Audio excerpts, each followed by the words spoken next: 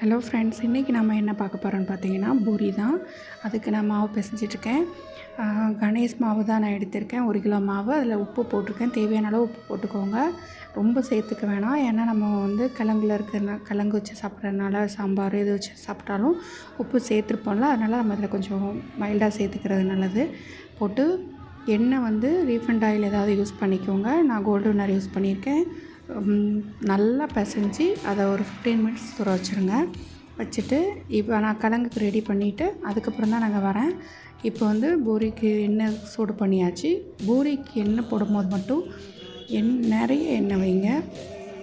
ஏன் அப்படின்னா குறைய எண்ணெயில் போட்டிங்கன்னா பூரி ஒரு மாதிரி புஷ்ன்னு வராது. நிறைய எண்ணெய் யூஸ் பண்ணுங்கள், நல்லாயிருக்கும்.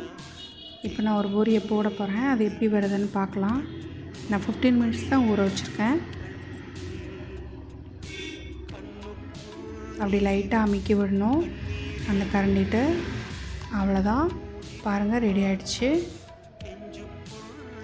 சில பேருக்கு சாஃப்டாக இருக்கிறது பிடிக்கும். அப்படின்னா இந்த பதத்தில் எடுத்துருங்க. இல்லை இன்னும் கொஞ்சம் பேருக்கு கொஞ்சம் மொறுமொறுன்னு வேணும்னா இன்னொரு 2 நிமிஷம் லைட்டாக திருப்பி போடுங்க.